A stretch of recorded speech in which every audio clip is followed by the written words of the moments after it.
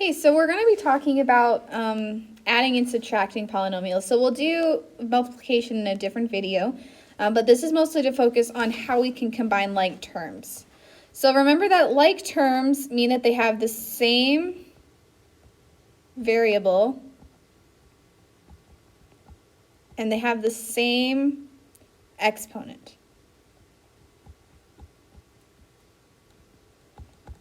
So this is actually going to be really important for adding and subtracting. So we're going to take a look at that to start with. I have x to the fourth. Take a minute and pause the video and find all the terms here that are like terms with x to the fourth. So just pause the video, try to do it yourself for a second. So if you said this term and this term, you are correct. The reason it's 5x to the fourth and square root of 2x to the fourth is because they both have the x on the bottom. So, sorry, not that one. They have this one on the bottom and they have a 4 in the exponent. So these are all like terms. I'm only allowed to combine like terms when I add and subtract. So that's another thing we can add. In adding and subtracting, we can only combine like terms.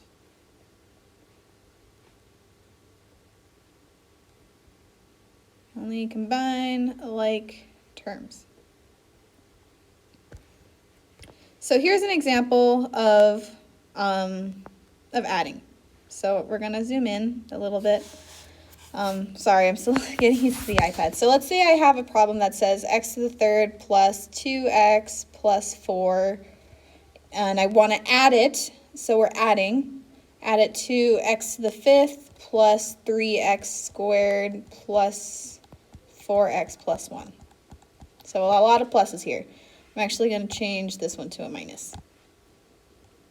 Okay, so this is our problem that we have on a test, and let's say it tells us to add. So we look for all the like terms. So what I like to do is I like to circle or put a shape around them so that I can keep track of what's what. So we have x to the fifth over here. There's no other x to the fifth, so I'm done.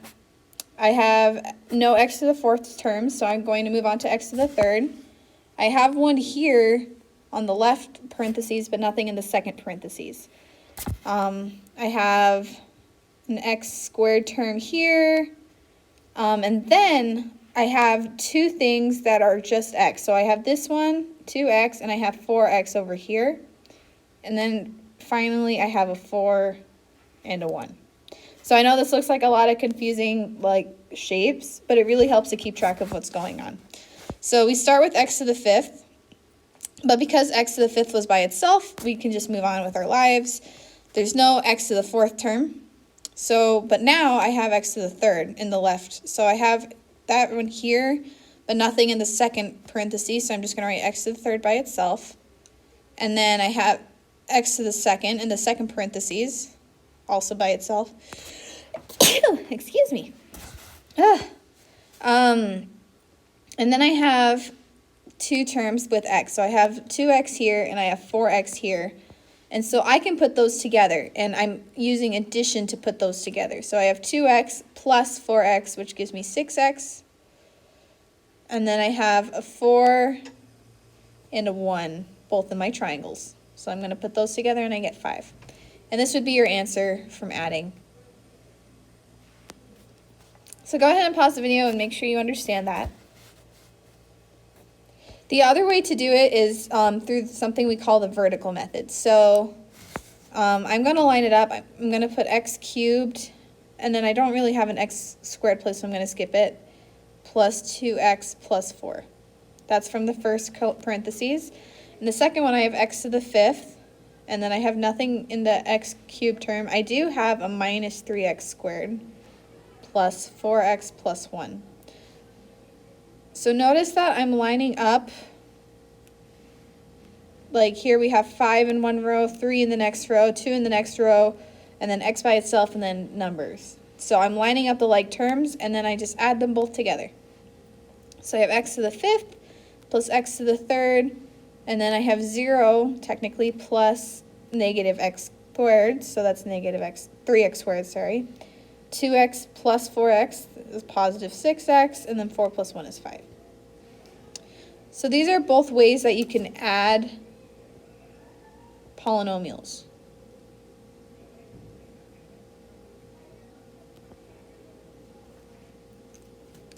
To subtract polynomials, what we're going to do, I'm actually going to make a new page for this.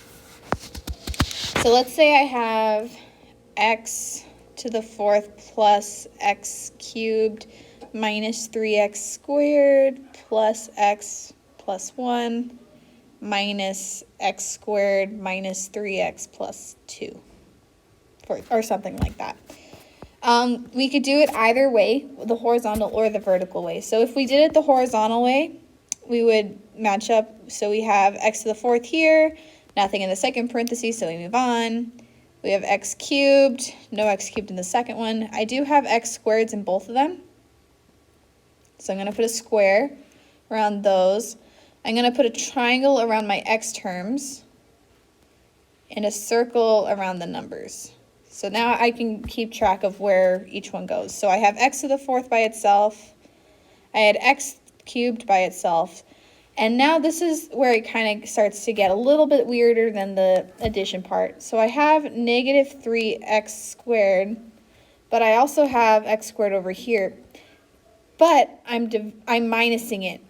This is really important. So I'm actually going to do negative 3x squared minus x squared, which is going to give me negative 4x squared.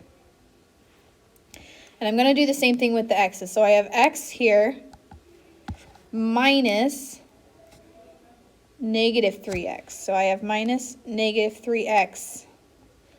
This is going to turn into a positive because we have two negatives, and that becomes 4x.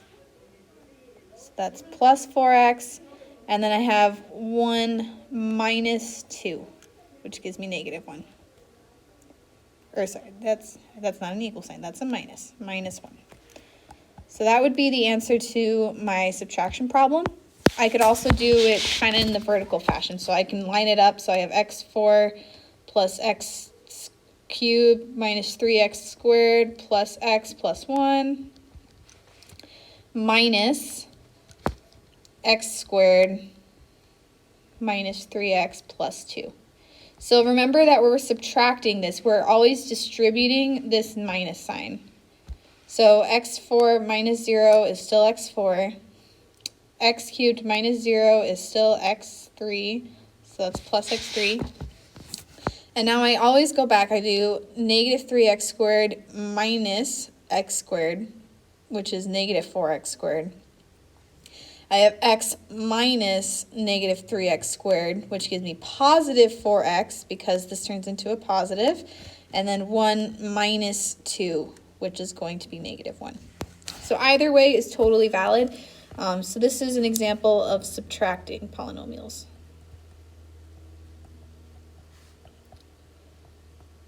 No meals. So take a minute to look over that and email me if you have any questions about any of this at all.